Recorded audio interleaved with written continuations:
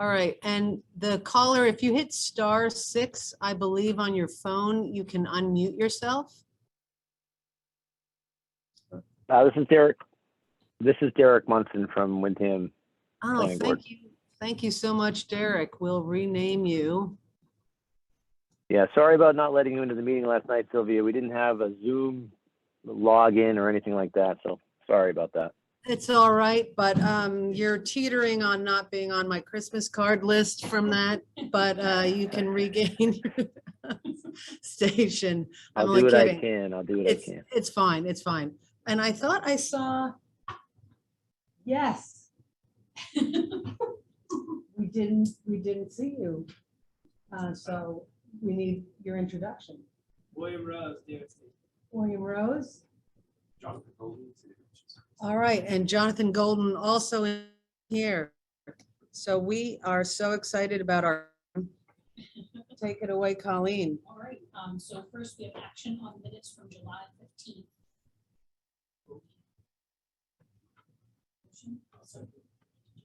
Anyone have any comments? Changes in the minutes?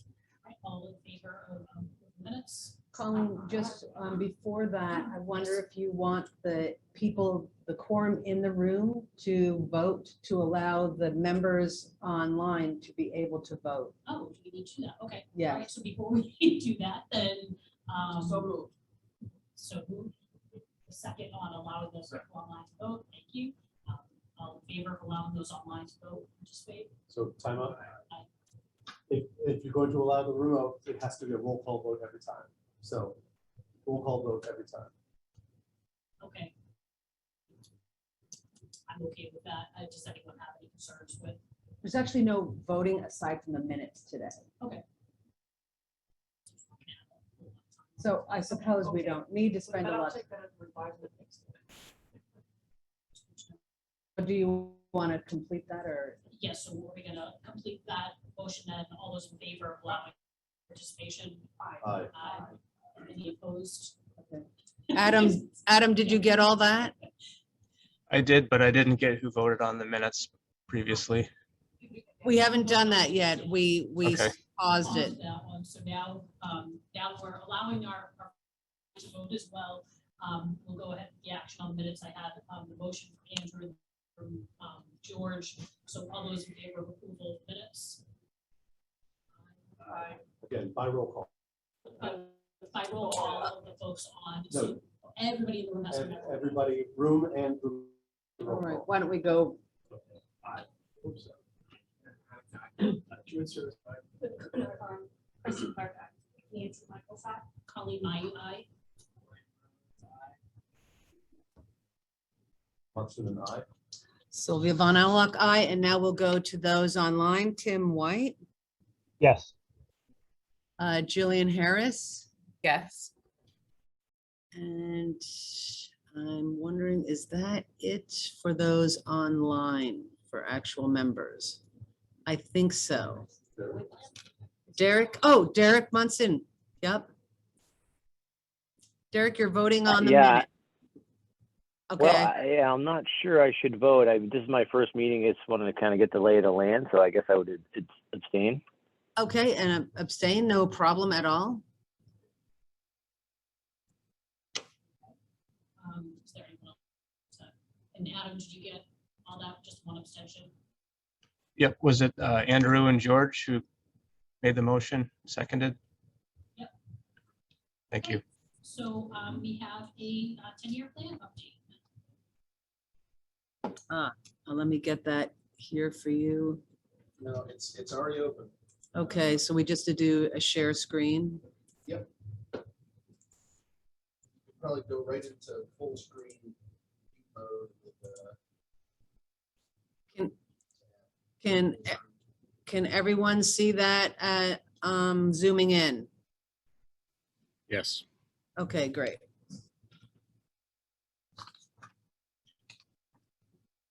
Yeah, I'm not sure.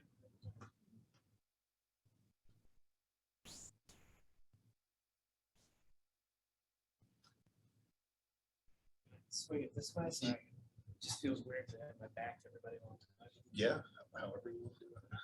And William, the microphone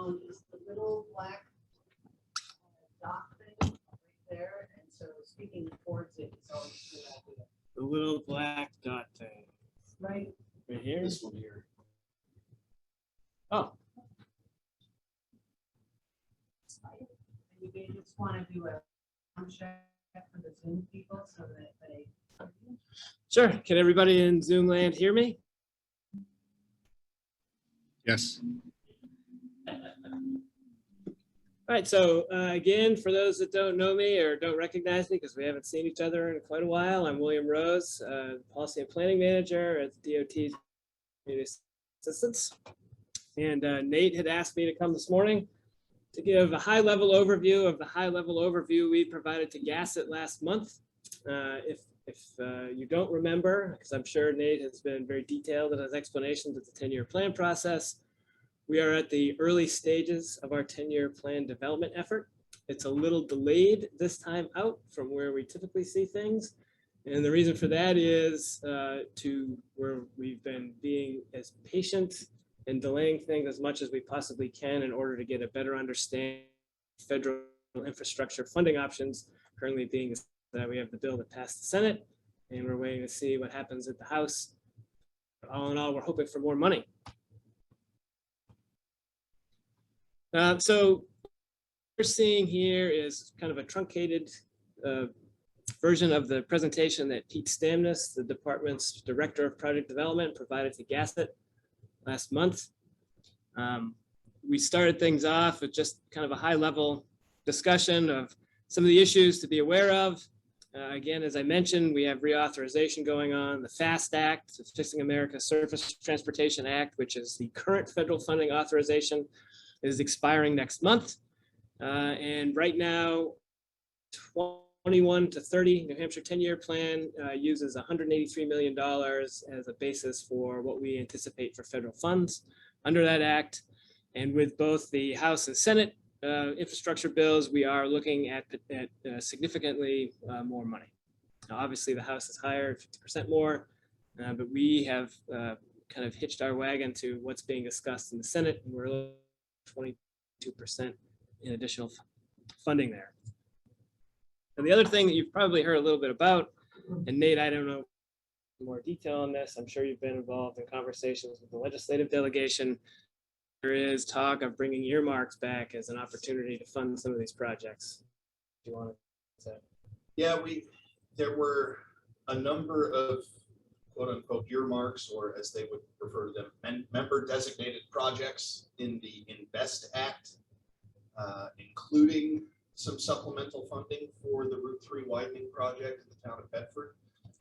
Unfortunately, it looks like the Invest Act probably isn't going anywhere at this point. It looks like the Senate negotiated bill is ultimately going to be the one that passes. There are no earmarks, quote unquote, in the Senate bill. It's unlikely that they will be added, almost certainly won't be added when it makes its way to the House, which it's in the House right now, awaiting action. So there may be some earmarks that go through the normal, what they call THUD appropriations process, the Transportation, Housing, and Urban Development appropriations process.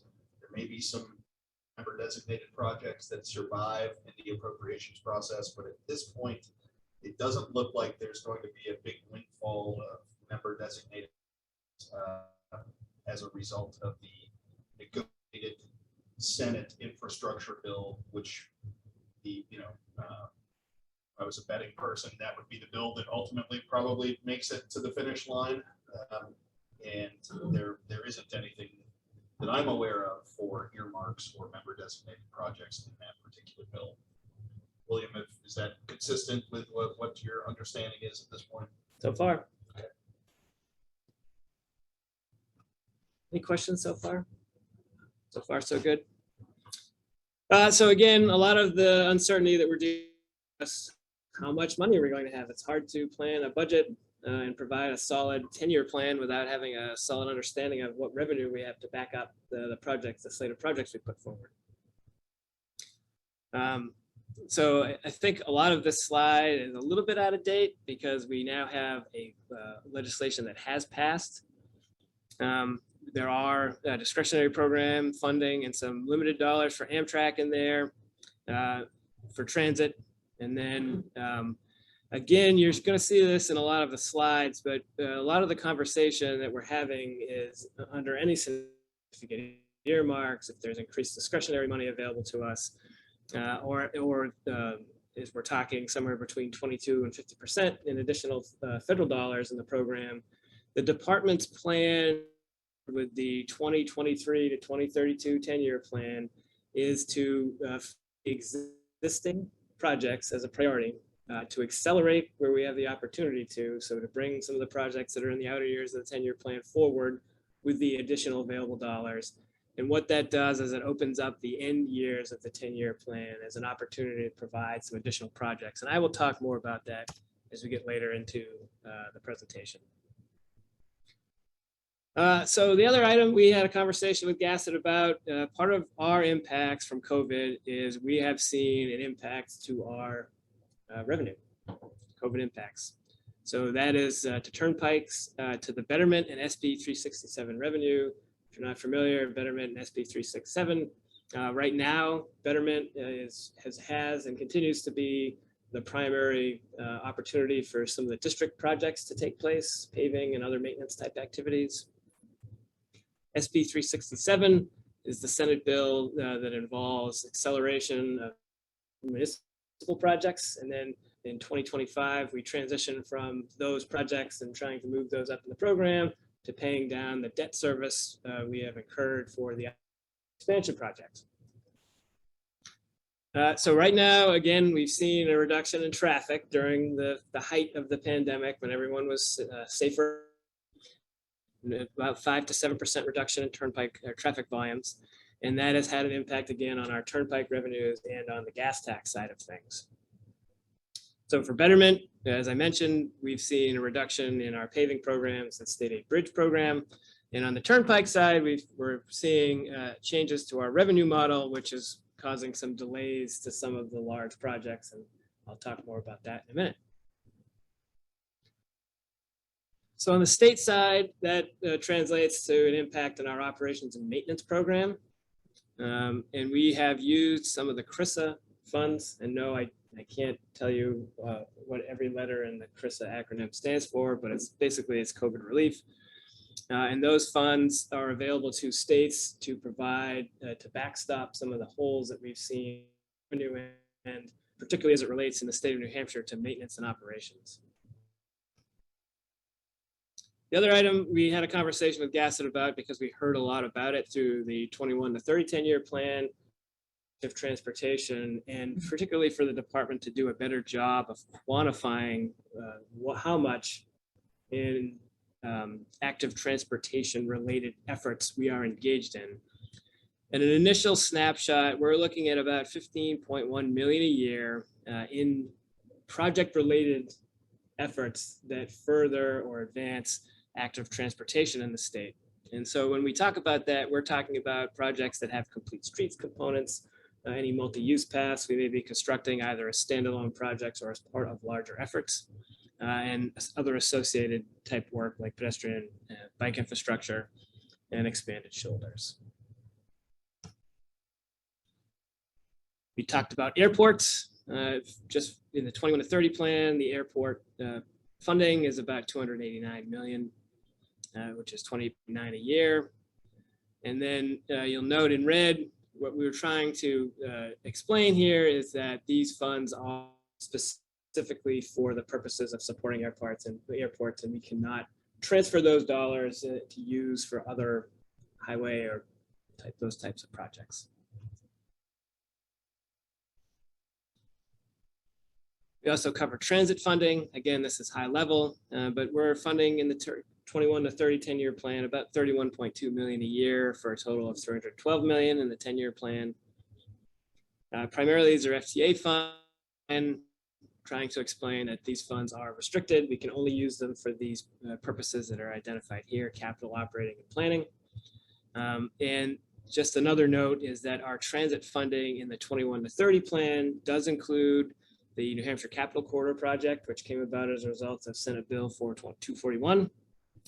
That is in the 21 to 30 10-year plan, but since the last year of the project is 2022, you will not see it in the 23 to 32 draft. We expect that it will be complete at that point, or the work that's been authorized to date has been completed.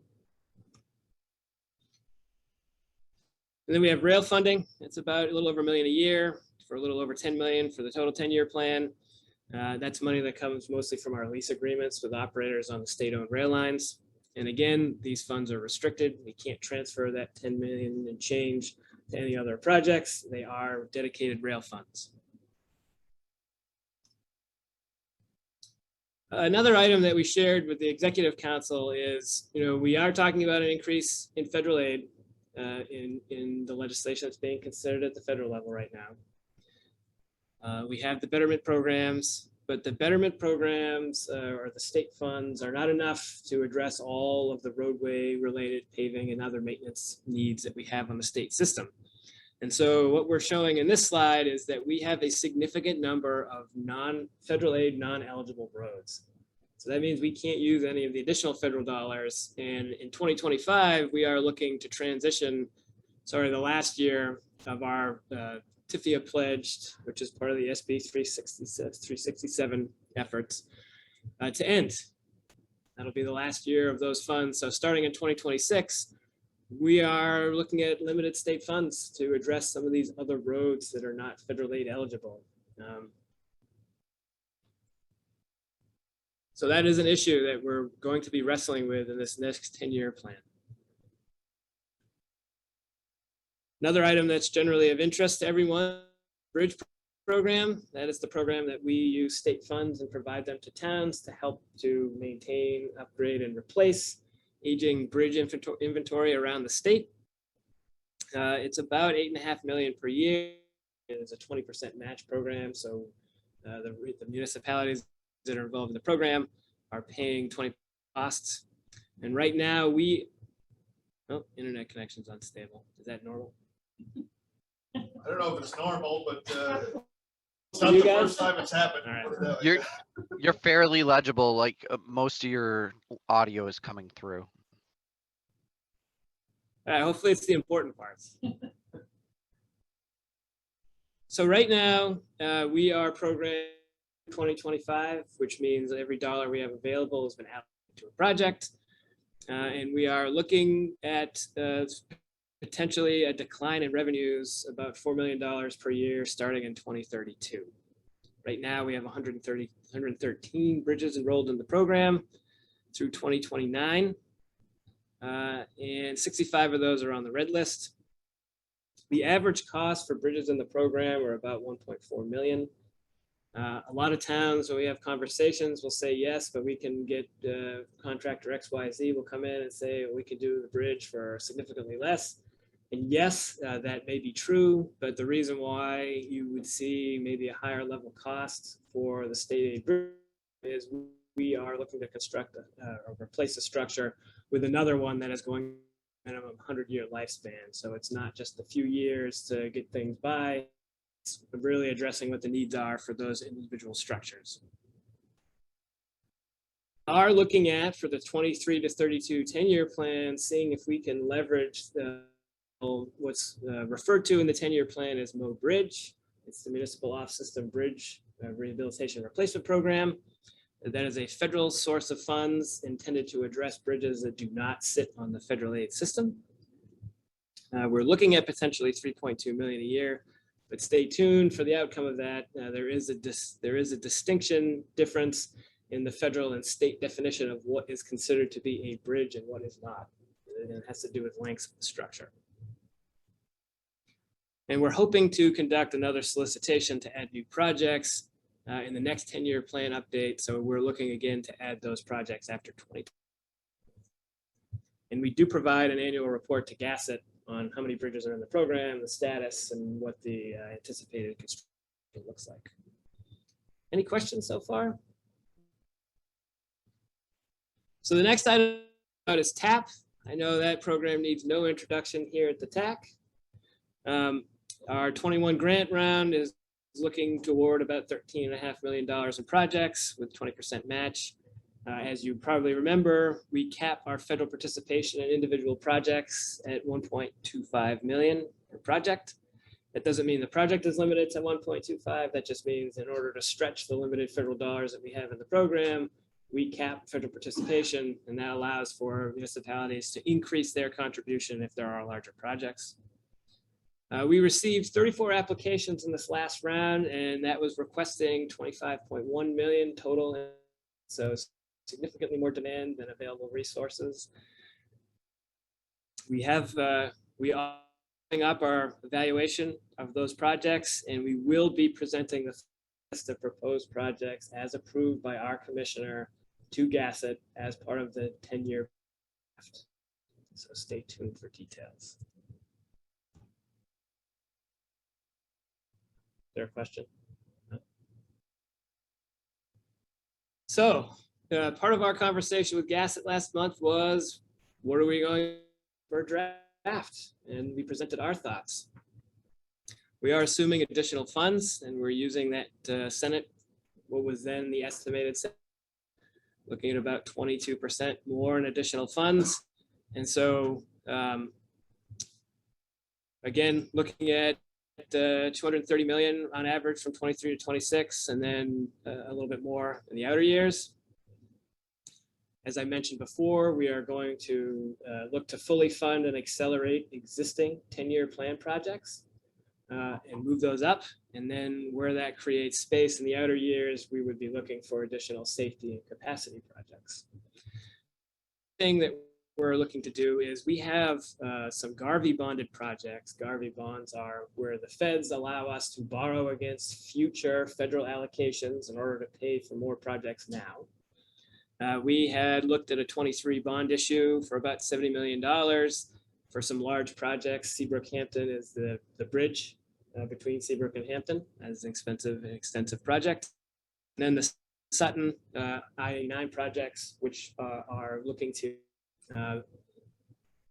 better align the existing interstate with safety standards. We also had a 26 issue where we were looking at about 95 million in bonded projects, and there are some other big projects, Bow Concord and Loudon Canterbury, either phase 2 and phase 3 or just phase 3 of the New Hampshire 106 expansion effort. So what we're going to be proposing in the draft plan is that we not go through an issuance of those bonds. While it does allow us to complete projects sooner, it is at the expense of future federal funds. So to the extent that we can, we'd like to avoid that. It's a good tool, especially in a state where we don't have a lot of state money to utilize. We are very dependent on the federal funds that we receive. And so to maximize the amount that we have available to use when we receive it is good for us. And since we are looking at additional federal funds, an opportunity to put those dollars to use and safeguard future projects, future years, future needs. So I mentioned earlier that we are looking at reduced turnpike revenues, and as a result, we are having to look at the schedules for some of the projects that are in the current 10-year plan. Particular of interest for you folks is going to be exit 6 and 7. We are looking to delay the project start by about 3 years. And then the other big turnpike funded project that's going to see a delay is Bow Concord. That is a big project. A portion of it is on the turnpike and a portion is actually federal aid, because it's not part of the turnpike system. So we're wrestling with that kind of a monster project on 2 fronts as far as revenues. The other change that folks will see is that we have extended all of our programmatics by an additional 2 years. We generally do that with every 10-year plan. A difference this year is that we are inflating the amount of the programs for those programs that the department controls over those 10 years. And I already mentioned that we are looking to utilize some of our federal bridge funds that the revenue reductions we're anticipating as a result of transitioning from SB 67 being available for municipal projects to SB 367 shifting to paying off the debt we've incurred for the 93 expansion. Which brings us to the next GASSET meeting. Currently, we are looking at Wednesday, September 1st. We have not confirmed a time and location yet, so stay tuned for those details. Yes, Sylvia, Go back. I sure can. I'm just wondering, the delay of the capital projects for the turnpike. If those additional funds that you're hoping on, will that go away? It will not, and the reason why it won't is our turnpike system is self-financed. We use the turnpike revenues to maintain and expand on the turnpike system. They are federal aid eligible, but we also use the credits that we accrue for maintaining the system as we do now. Every dollar that we spend to maintain that system, because it is federal aid eligible, the feds allow us to utilize the credits for that to match the funds that we spend in the future. So every time you hear turnpike toll credits, that's what we're referring to. It's basically a bank account of money that we've already spent that allows us to not have to come up with additional money to match the federal dollars that we do want to spend. And this delay then, that makes all total sense now. This delay is again due to the reduction in people driving and using the turnpike. Okay, thank you. So the agenda that we're looking at for our September 1st meeting is to present some of the outcomes that we're looking at in the draft 10-year plan. We're not presenting the draft 10-year plan, sharing more of where we're at in terms of the development. And then really to talk through a lot of the logistics, the content for the fall hearing, and talk about, we used an online virtual parliament poll last time out. We heard some feedback response to that. We're looking to retool that poll a bit in response to the comments. And we do want to receive some feedback from Gasset before we look at rolling that out next time. The other item that I'm sure you folks are wrestling with here, maybe not to the extent that we will, but you know, we're usually 20 plus presentations and hearings around the state. We hold hearings at the pleasure of each of the 5 counselors in their district in order to facilitate feedback for each of those counselors from their constituents. Because of the change in the emergency order and how we conduct these, hybrid meetings may be an issue for us at some of the areas. Some counselors may want to do more hybrid and less in person, and others may want to do more in person and less hybrid. So this is really going to be an opportunity for us to sit and chat with the counselors and get a better what they would like to see in each of their respective districts. We are already working on scheduling dates and working with the counselors, but we don't have a schedule that we'll set, but stay tuned. There'll be plenty. William, another question on that. I know the first Gasset meeting, there were serious IT issues. There were a lot of sound. So the whole thing was tricky, I would say. So even you can see we're in Manchester and we're having internet connection issues. We know that we've invested a little bit so that people can see us. We have the microphones. How will you deal with those issues around the state on ensuring that people who are zooming in can hear and see properly? Yeah, that is an extensive and ongoing conversation. We're looking at different tech. I don't think anybody was a fan of what we used at the first Gasset hearing in August. It was very difficult to hear any of the speakers that weren't. So basically anybody other than Pete or someone that was standing in front of the microphone, you could see but couldn't hear, and you couldn't hear the counselors at all. So we're aware of that. Looking at other tech. And other options for how do we deal and just to administer the meeting on a remote basis. So hopefully you'll see a new and improved 2.0 approach to this up to the fall.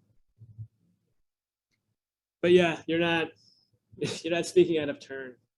Actually, I was in Concord, but watching remotely just to see how it played out, and not so good. That's one of the things, as I said, we're all dealing with that. Yeah. I appreciate it. Other questions? Hey. There was a slide that had been given to the Gasset, and I don't remember the particular details of it, but you probably do. ask this question just because of inquiries about communities that want to put forward corridors for the corridor study program. I just got another inquiry yesterday from the town of Hooksett. They're very interested in proposing a Route 3A corridor study in that program. What's the current timeline for the corridor study program, and when can communities expect an opportunity to put a corridor in for consideration?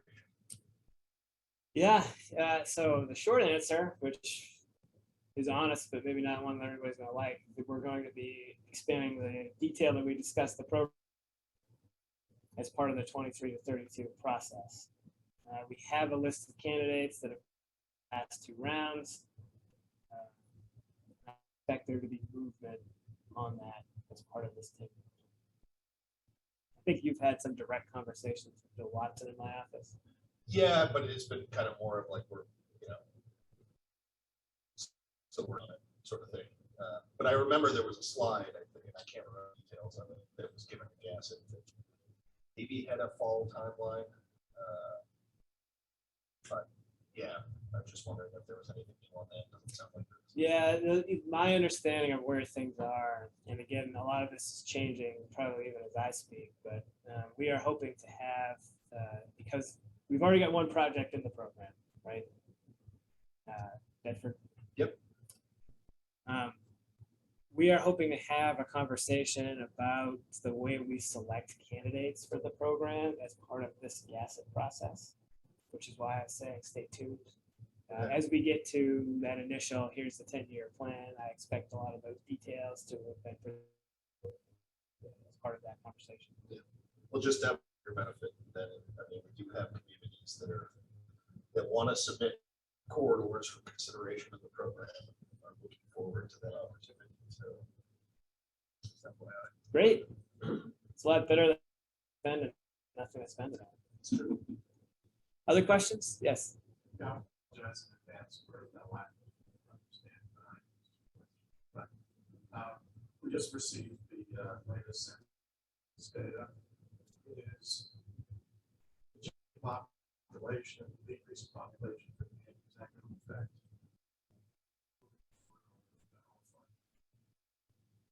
As far as an increase to what we see in terms of apportionment, It's going so far. no. What we've used for our projection purposes are the documents that have been released by legislative staff and by ADJO as far as anticipated apportionments. And then we get to, there's generally a difference between what Congress apportions us, so the total amount of money they provide us, and then what Federal Highways provides us in terms of an obligation or limitation. So if Congress says, here's how much we're releasing, Federal Highway says, well, we've only got this much to spend. And so each state, this is your obligation or limitation, which generally is a lower value. I think right now, our apportionment for the state of New Hampshire is around 183 million in federal formula funds. Our obligation or limitation is about 158 million.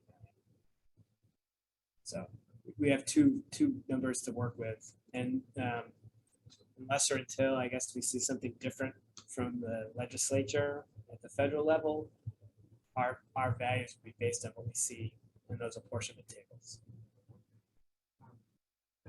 My second question is, you have how big of this a couple of years ago, but it seems like it's a regular.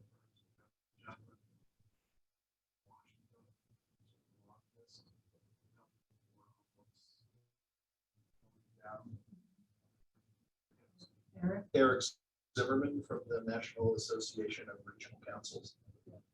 So, yeah. And remember years ago, he said that there was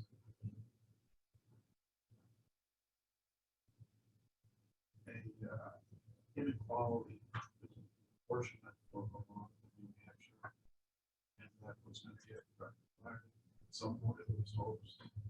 It won't be rectified. Vermont is going to the same amount more money that New Hampshire gets. So we, as William said, 180, $185 million a year in New Hampshire. Vermont, for comparison, is about $220 to $225 million per year on average.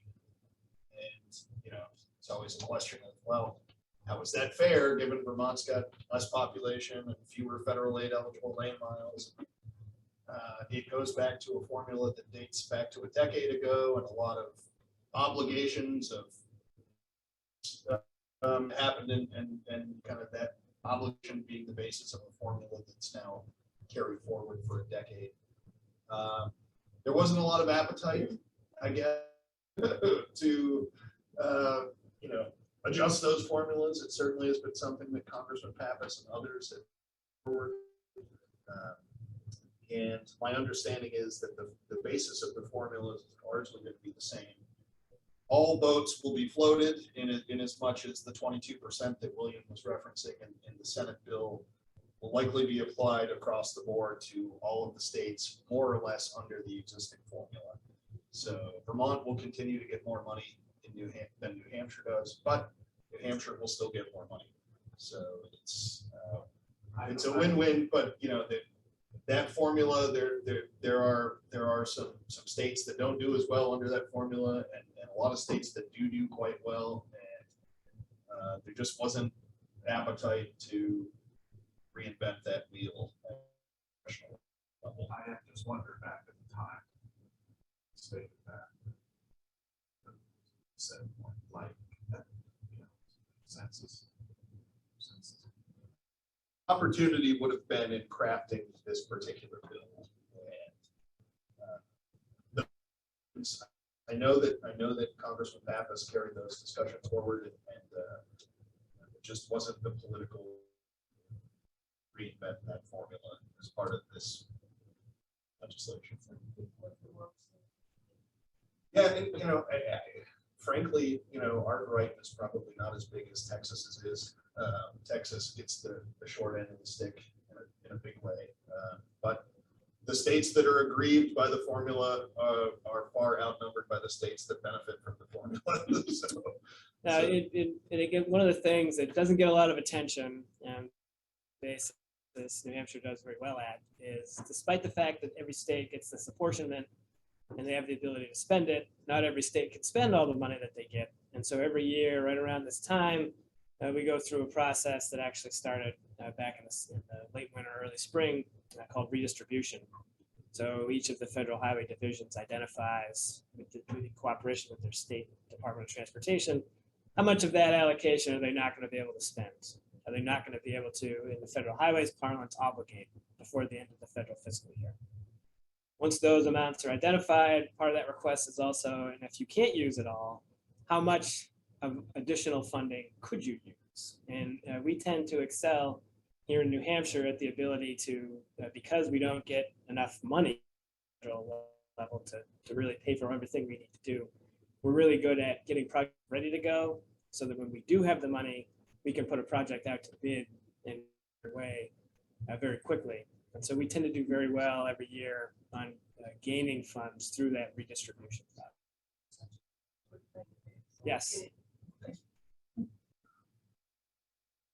Other questions? So the list of TAP projects for this round is expected to be finalized by the September 1st meeting? Is that our commissioner's recommendation? I don't know that we'll present it at the September 1st meeting, but when the 10-year plan comes out, it will include those projects that we are putting forward. And I would expect that as part of that conversation, we would let Gasset know specifically these projects showing in the 10-year plan are the new TAP projects that we selected from them. And we'll share that list with the RPCs as well. So if you aren't able to catch any of the 20 some odd Gasset hearings that we hold around the state, certainly Nate and others here in the office will have a good handle on which projects were selected.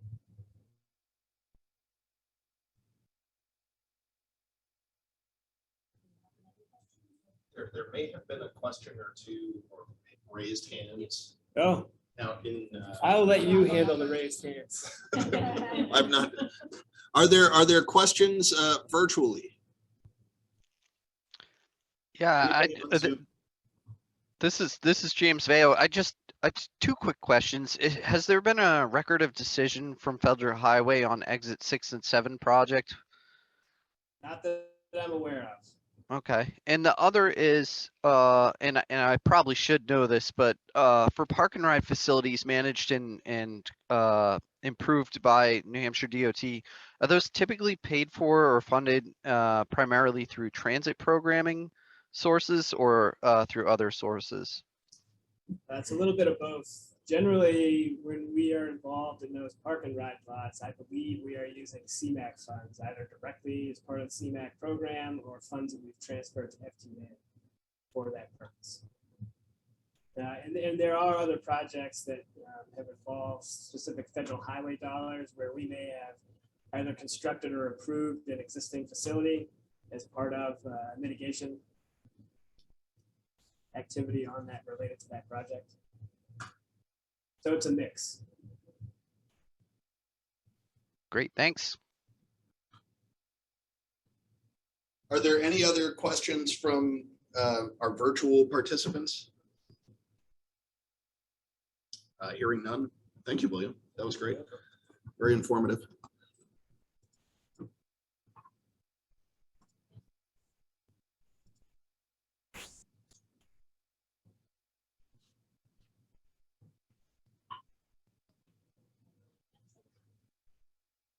So we're gonna go, I guess, next to the overview of statewide mobility management initiative. So, Carl, sorry about this. This went a little longer, so we're gonna save you to last and have Steve go next. And Steve, I'm just making you a co-host so you can share your screen. Thank you. Thanks for being flexible. Sorry about that, Carl, but we're all on the edge of our seats about freight, as you can possibly imagine, but we will have our guest speaker go first.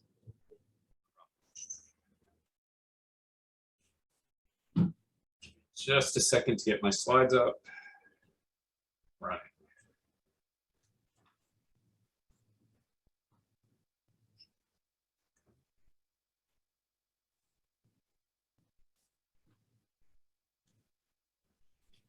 All right, if somebody could confirm for me verbally, because I can't see you right now, that you can see my slides. We see your slides, but it's not in presentation mode. It's in like, as if you want to work on them. Well, that's interesting because on my computer, it's in presentation mode. Let me try to share. Try again. And then I will mute us once you start.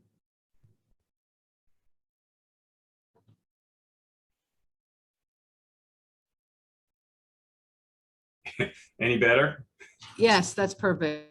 Okay, great. So again, everyone, my name is Steve Workman and I'm the Director of Transport New Hampshire. So we're a statewide advocacy and support organization. We tend to work in the spaces in between, and I have a diagram that will speak to that a little more. I also serve on the State Coordinating Council for Community Transportation, and I am an officer for the New Hampshire Transit Association. For the Mobility Manager Project, I've actually been a lead facilitator, really leading a 2-year process that started with funding decisions, and then actually over the past year focused in on the buildup of what we're now calling the New Hampshire Statewide Mobility Management Network. So this is a pretty exciting project. It has involved a huge amount of people statewide. We've had members of every region have been working to develop this project. We've had both federal and state agencies supporting it. So my intention right now is to take you through a series of slides that give you sort of a high level overview, including the funding, which is often what folks are curious about. Then at the end of that, if you want more specific questions, we can do a drill down. Meanwhile, I want to ask that somebody in the room, Sylvia, I don't know whether it's you, but you be ready with your gong and your hook so that if I get too long-winded here, you let me know to speed it up. So with that said, I want to talk about some of the key people. So the build out of the Mobility Manager Project is really under the SCC, the State Coordinating Council for Community Transportation. And so, as I said, I'm acting as the lead facilitator, pulling that process together. And then since this project went forward, we ended up with a grant opportunity I'm going to talk about through federal CDC, and it's come through our State Bureau of Public Health and Systems. So Elisa Druzba, who is a member of the SCC, saw our emerging blueprint and this network idea, and she saw an opportunity to secure some funding to help build this out in ways that wouldn't be able to. So that's essentially the structure. So let me tell you about the blueprint itself. Some of you may have seen this. The blueprint is a living document, and basically it's doing a couple of things. It's acting as a historical record that talks about our process and the decisions we've made along the way. And when I say we, I mean SCC level, New Hampshire Transit Association, DOT, and other partners in this, like Elisa and her grant. So at the end of this, it will capture what we've done to get here, but then it actually lays out a plan for what this network is supposed to accomplish. And we'll talk about the structure of it shortly, and it will make more sense to you. So in that effect, it's going to be a guide that carries us forward, at least through what we're viewing as a 2-year startup pilot period. Let's see. Now, if my computer will respond and advance the slide, I'll be happy. There we go. So I want to back up to just make sure we're on the same page about mobility management, because I think a lot of people says, what is this? Is this the latest buzzword in community transportation? So there's really 5 principles or guiding philosophies that we have borrowed from the National Center for Mobility Management, who is funded by FTA, and really is taking the lead on developing mobility management nationwide. So the first thing is mobility management is a transportation strategy that prioritizes customer needs and the meeting of these needs through the coordinated use of a variety of providers. I want to clarify that when I say providers, yes, it means different transit agencies, but it actually means in its fullest form, all modes of transportation. The idea is if you need to connect someone from their home to where they need to be, what modes can you put together to get them there? That could be bike ped, that could be microtransit, that could be on demand, that could be fixed route bus service, any and all of those. That could even extend down to things like taxis. Next, mobility management is an evolving concept. So it aims to improve specialized transportation, particularly for veterans, older adults, people with disabilities, and individuals with lower incomes. So in our transportation funding world, think 5310 funding. Mobility management looks beyond a single transportation service or solution to a family of services. The philosophy that can offer a wide range of services and options to meet an equally wide array of community demographics and needs. Mobility management begins with a community vision in which the entire transportation network, including public transit, private operators, cycling, walking, volunteers, drivers, work together with customers, planners, stakeholders to deliver coordinated transportation options that best meet a community's need. So simply put, nothing about us without us. And then last, mobility management requires a customized approach, meaning no 2 programs are exactly alike, even though they share a core philosophy, desired outcomes, and require partnerships across the spectrum. So let's talk about how that last one impacts this blueprint. We recognize that if this project and this statewide network is going to work, we had to put some parameters in place. So we have to have some shared goals and outcomes and structures to make this effective. Having said all of that, this is also empowering each of the transportation regions to adapt to their specific needs. We know that none of our regions are identical. We know that there is a rural-urban split, and we know within regions that rural-urban split often rears its head. We also know there's a lot of gaps in services. So it's really important that we allow that customization and flexibility to happen within the larger context of the goals and outcomes we hope to achieve. So this visual has proved helpful, and I think it's important because I think we need to acknowledge that really mobility management is all about relationship building. So when I look at this, why are we bothering with this? Why does this even matter? So if you see the first diagram, you see a big box with arrows going in every direction, and then inside that you see smaller black arrows. So I want you to think this is without mobility management strategies and coordination. So providers and modes lack coordination or shared purpose. And you can see that they're going in all different directions. None of this is a reflection on their intent. We know that everybody that we're working with wants to do the best by their customers and to serve the communities we represent. However, without that work, so you may remember I talked about my role at Transport New Hampshire. I work in the space between. So think of me as wandering around the black arrows inside the bigger boxes. And so I'm just trying to help find ways that I can bring folks together, and I have the ability to focus on things a little differently or at a big picture level, whereas a lot of agency folks, they need to keep the buses rolling, so to speak. So when you actually get effective mobility management, you end up seeing the next picture, which is the larger box has now become a single arrow going in one direction. And you notice within that, the smaller black arrows, or those providers, are also aligned and going in the same direction. The reason I think this is powerful is, let's face it, New Hampshire is an independent state. We are not asking agencies to give up their identity. We're not asking them to merge in ways that feels like we've taken their program away. Volunteer driver programs, we know there are very small niche programs. We're not asking them to change. What we're asking them to do is align themselves with us so that we're all moving in the same direction. And that's what we hope to achieve as we implement this. And of course, the reminder here is we have a happy customer who is getting where they need to go.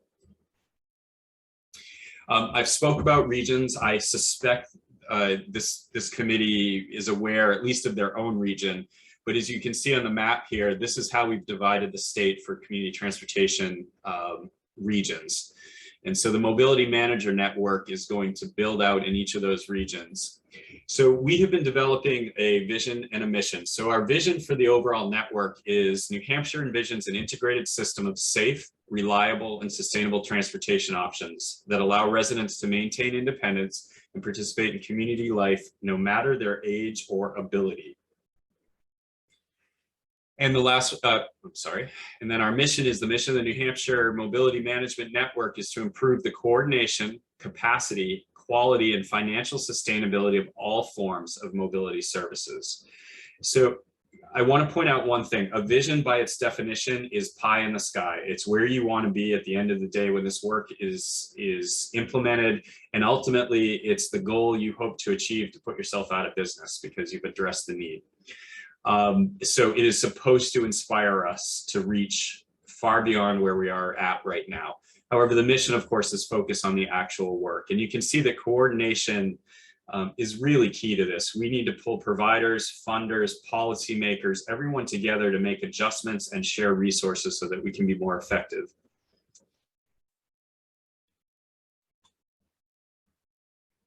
So here's the actual structure of the mobility management network. So you have a sense of how this operates. So in the center, you have the state coordinating council. Then you have the state agencies. So I've pulled out NHDOT for a second, but I'm going to go over and talk about the other state agencies first. So at the SCC, which is statutorily created and given a charge, is supposed to be working on coordination of transportation issues across all levels of state government. So there are actually a number that are quite specific. So the first one is the Division of Veterans Services, and the SCC has had members that represent, and we're continuing to work on that. The Department of Education is supposed to be represented. Right now, that's an area that we have to develop more and rebuild those relationships. Then at the bottom, this is sort of a catch-all box because there's two entities in particular that are central to this work. And so that's the Governor's Commission on Disability, and then the Committee on Aging, which is Rebecca Skye's organization, if you're familiar with her. And then our most important player, I think, is really DHHS. And I've added public health because that shows the intersection of this CDC grant that we have. But part of what we're concerned about is there's obviously the Medicaid, Medicare brokerage systems that purchase services, but we're really doing a lot of work with populations within DHS, so like TANF populations, where we're trying to help their counselors connect their clients to transportation services that will allow them economic stability to get to jobs, to get to doctors, to get to childcare, whatever is needed in their world. So we're trying to increase that relationship and find ways to make that more effective. At the SCC level, we then go down to the regional coordinating councils, as you're all familiar with. And then within that, there's of course the lead agencies that hold the contracts. And then finally, that goes to the transportation providers.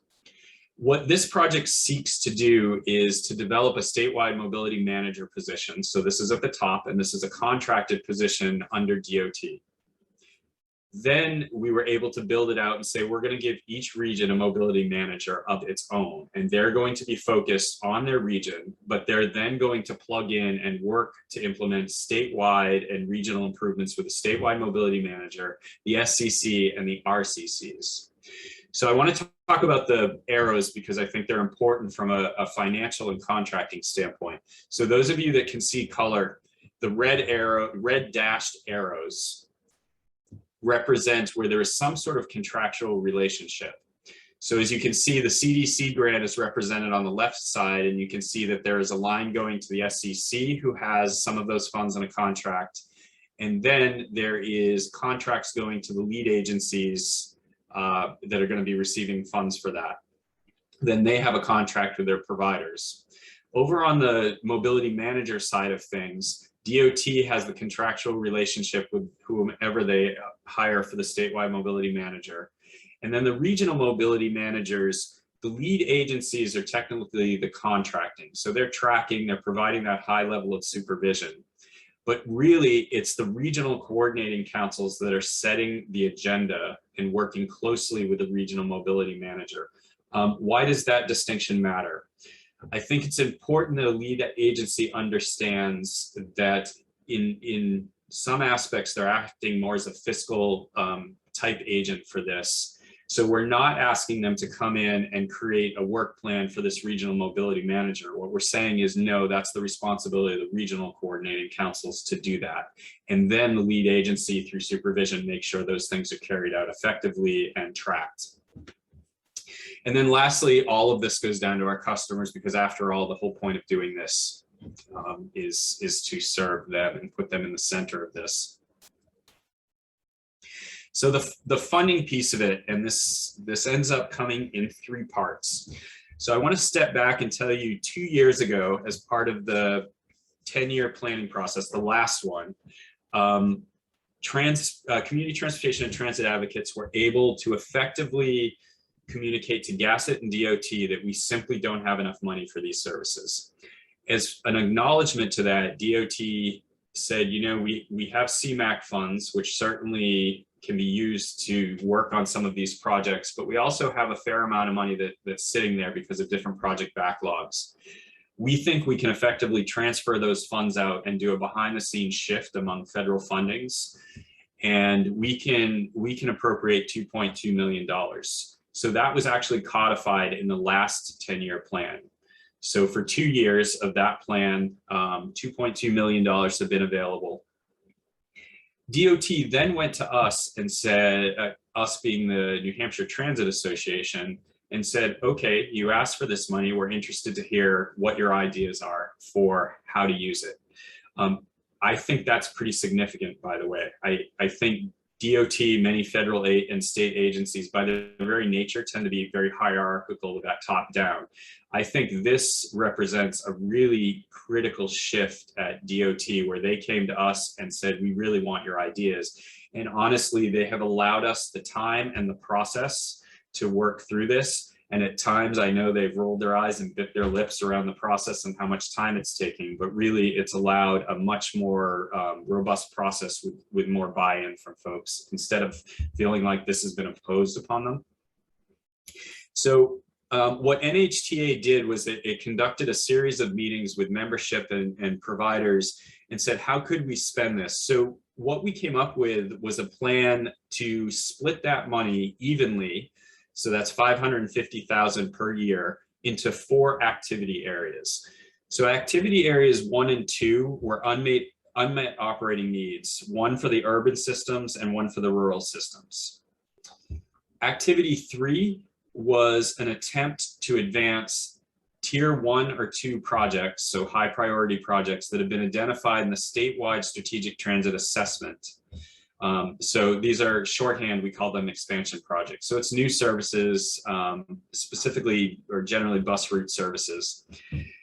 And then the final one we called community transportation priorities. And what we did was we said, well, we want to set aside $120,000 to hire a full-time statewide mobility manager. And then the balance of that should support community transportation services in some form.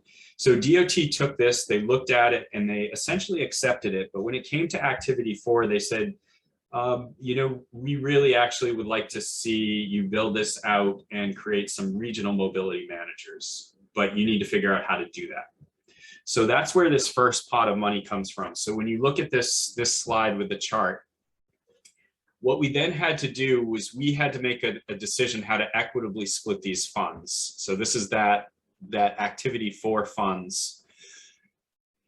And in order to do that, the SCC and all its members had to come to a decision. This was not an easy process for folks because it meant that you had to look at the bigger picture and the common good and potentially give up some money that you might otherwise receive at that agency level. But folks came together and did that. And so we based it loosely on an existing formula. And then it resulted in saying, well, look, what we want to achieve right now is at least every region has the ability to hire a part-time manager. And so that's how we split the funds. And you can see the allocation per region with the cap imposed. And so that utilized the balance of funding that we had left after the set aside for the statewide mobility manager. So this is how we worked right up until about May. And that's when the CDC grant came in. And I'll give you more background in a second on that. But the CDC grant allowed us to expand here. And so these funds are 2 years of federal funds from the Center for Disease Control and Prevention. The problem with this, and I'll show you a little bit about it, is that it was only going to support transportation initiatives in rural areas. And unfortunately, you all are considered an urban RCC. So you were not qualified to receive these funds. That's unfortunate. Let's leave CDC funding and look at this column, activity 3 transfer. So this is a great shot in the arm for the network to expand, but we did not want to leave these 3 regions that didn't qualify behind. So at the SCC level, we started talking to DOT and we said, look, we got to find these funds. The quickest way for us to do this was to look at activity 3. So those were advancing statewide projects. We received 2 statewide projects that went through the vetting process at the NHT level. We advanced them for consideration to DOT. If DOT funds those projects and they move forward, we still have enough money to reappropriate $180,000 from activity 3 and put it into the network. And this got each of the urban RCCs to a full-time mobility manager. So everyone is receiving $120,000 to support those positions statewide. So this was a major accomplishment. The NHTA supported this change to the recommendations. The SCC ratified it. Now, having said all of that, right now, DOT is considering that it may fund its statewide mobility manager position differently. It is leaning toward hiring a firm to do this, and in particular RLS, who is paid for out of the RTAP funding budget. And there's money in that budget. If they do this, then they can use that budget, which will free up the $120,000 set aside, which means ultimately we only have to borrow $60,000 from activity 3, but that's a minor detail. So I want to talk about the grant. First, I understand I'm telling you about the grant and you're not receiving most of it, but you are going to have an impact from this. So this is actually a federal grant. It's called the COVID Health Disparity Grant. So it was national initiative, and it was basically to address disparities that COVID-19 actually either exacerbated or shone a light on. As part of that, there's a whole bunch of purposes and grant goals that go in there. So as you can see, the purpose is to address COVID-19 related health disparities and advance health equity by expanding state health department capacity and services to prevent and control COVID-19 infection or transmission among populations at higher risk that are underserved, including racial and ethnic minority groups and people living in rural communities. So of course, for us, this fits the definition of 5310, especially because it includes older adults. The targeted outcomes of this overall grant is to reduce the COVID-19 related health disparities, improve and increase testing and contact tracing, and improve state health department capacities and services to prevent control COVID infection or transmission. So how did we get to the transportation thing? Well, because Elisa had been serving on the SCC and was a relatively new role that she's coming up on her 1-year anniversary, she saw this blueprint that had been working and she followed the discussion, and she realized that on the health side, transportation has been identified as one of the leading, if not lead, barrier to health services and other quality of life and health indicators that they follow. And she saw an opportunity because she knew that we could not fund this network fully. So she saw a chance to divert some funding within the parameters of this guideline. So what she did was she put her hand up quickly and said, look, I have a project to use some of New Hampshire's funds. So the goal for the project is to address disparities during the COVID-19 pandemic, particularly to rural populations who had difficulty accessing essential services, testing, and vaccinations. So those populations include people who are unable to drive, including those without access to personal vehicles, et cetera. So that brought $3 million over the next 2 years in to support this mobility manager network. The problem that we had to deal with, and Elisa tried very hard, was we recognized that we were leaving 3 regions out. And this is basically the reason, because this is the definition for the grant that's being used. So you have the rural areas, and we simply can't directly put the money in there. We did try, she tried it at the state level and the federal level. They were sympathetic, but they said at the end of the day, it really had to maintain the spirit, even though the acknowledgement that in your region, you have both urban and rural communities represented. So what is this going to fund? Well, the first thing it does is it funds state level facilitation, support, and data collection for the 5 regional coordinating council mobility managers and their projects. So it will also fund increased awareness of transportation resources, increased accessibility of transportation resources, address issues of diversity, equity, and inclusion in transportation, and an evaluation of the impact of COVID-19 pandemic on the community transportation. So this is essentially the SCC receiving this contract and a budget or a pot of money to accomplish this work.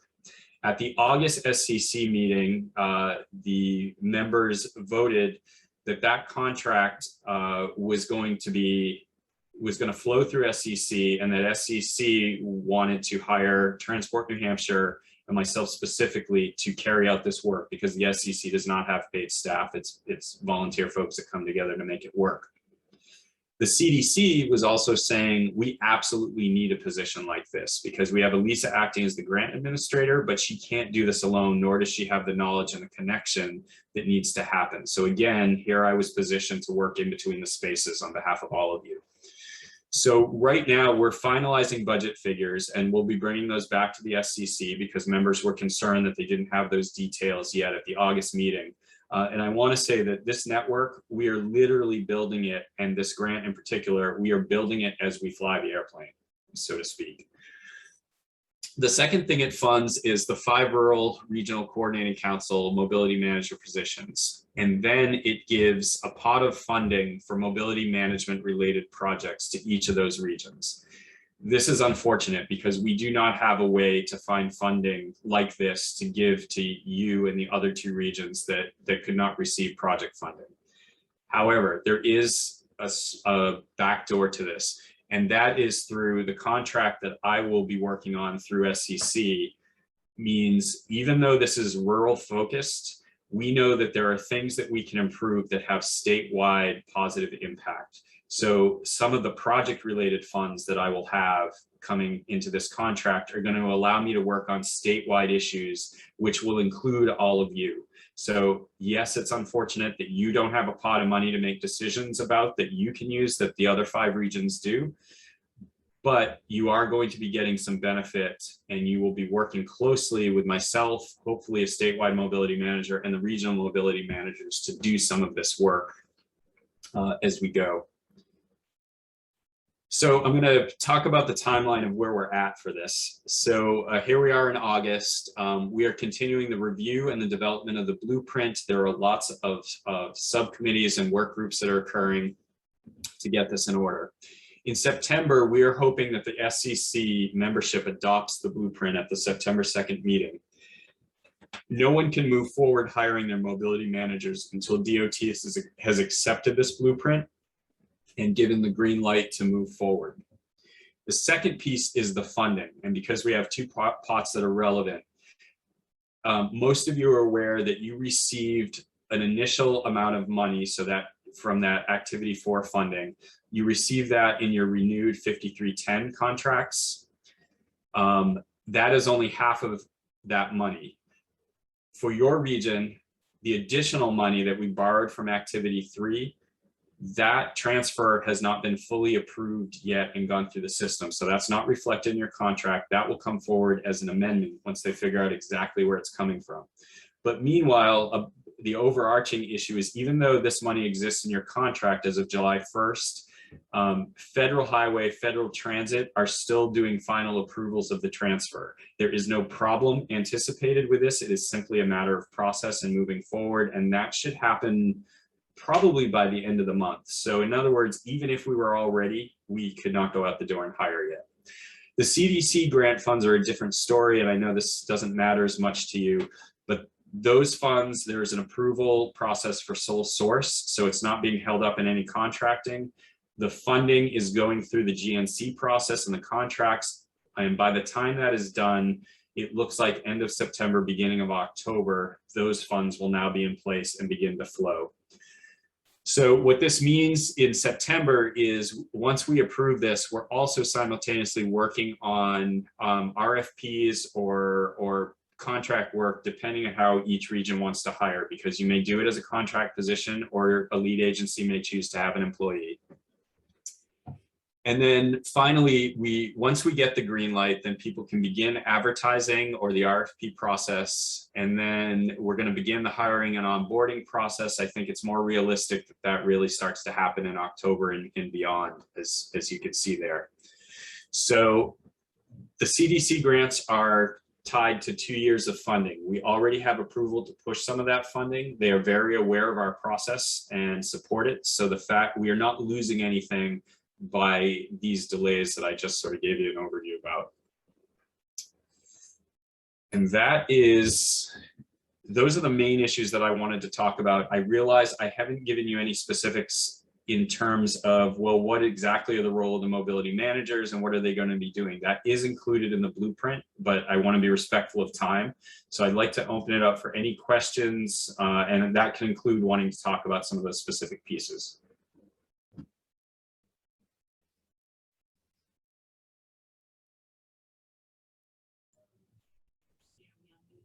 We're unmuted, yeah. So is the program only a program for 2 years and then it expires, or where does the money come from after 2 years? Okay, so I think I heard most of that. So this is the sustainability piece.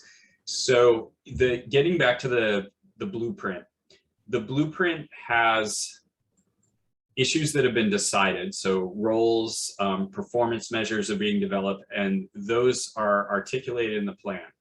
The plan also identifies areas that will not be complete by then. And so sustainability is one of those areas where the plan speaks to the need to do this. It's also going to talk about some emerging tools. There's something really unique happening right now. New Hampshire is in the spotlight for this project because it represents a working across our state agencies and a work across federal agencies. So the FTA is incredibly excited about this project. Federal CDC is incredibly excited about this project, and DHHS in general is incredibly excited about it. So in a very real sense, all eyes are on New Hampshire right now. I also do some work with Judy Shanley with the National Center for Mobility Management. They are a constant support to us and have helped us in this development process. But some of the work that I'm doing for them is actually on developing performance measures nationally for mobility manager networks. And then also a sustainability piece that I'm working with Federal Highway on some of their frameworks for sustainability, FTA as well, and we're hoping to develop a tool. This might actually, New Hampshire then may be a pilot project for some of these tools that will focus on sustainability issues. So when we talk sustainability, there's more to it than just finances. Obviously the money is important, but the health of the network, the effective partnerships, those are all part of what we're going to review for sustainability. Specifically to your question about funding right now, the 10-year plan, so that's that $2.2 million, which we divided out, and ultimately 550,000 went to support the mobility manager network. So as we know, the 10-year plan, that $2.2 million is in that plan for all 10 years. But because of the way we do this plan, we recognize that it gets evaluated and reapproved every 2 years. So theoretically, this could be stripped out of the plan. DOT has no plans to do that. They see the value in what we're developing, and they're anxious to get this implemented so we can start seeing what the return on investment is.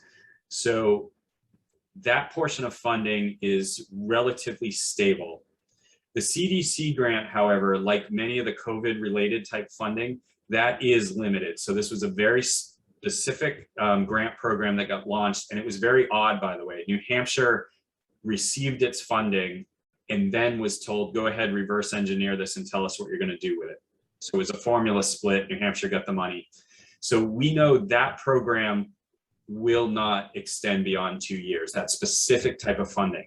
But what is being talked about now that we're building these cross-sector relationships is that if we can demonstrate value here and movement on the goals for folks in the health arena, if you will, then we're talking about future opportunities for them to continue to braid funding with us so that we can support these networks. So I cannot give you a confirmation. I can only tell you that all players from DOT to DHHS to SCC and providers, we are moving forward with, we have 2 years to build this out, to prove and to make the case for why we need to continue to support this.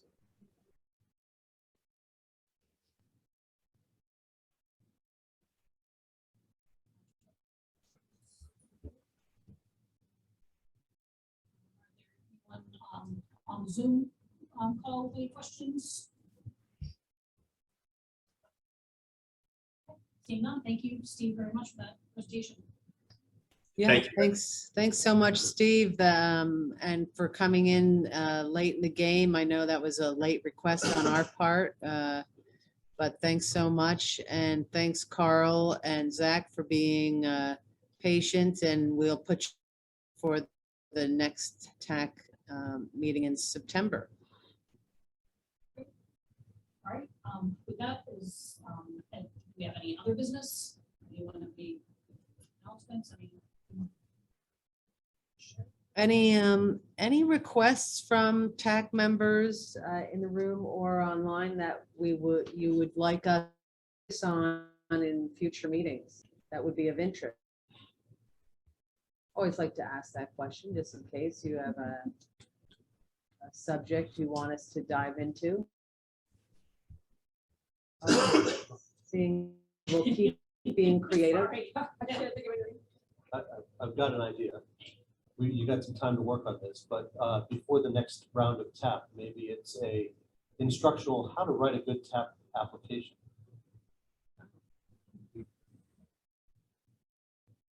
So that we actually get the materials that we need to see to evaluate quality of the application. That's a great idea. I don't know if everybody, did you hear that, Cam and James? Everybody heard that virtually? Yep, I'm seeing nods. Thank you. So how to write a good application. That's a great idea. Thank you. Well, there's nothing else, I'll entertain a motion to adjourn. Second. Nancy, second. All right, thumbs up across the board and those online and everybody, including virtually, please come grab a bagel. Sylvia, you were very good. Okay.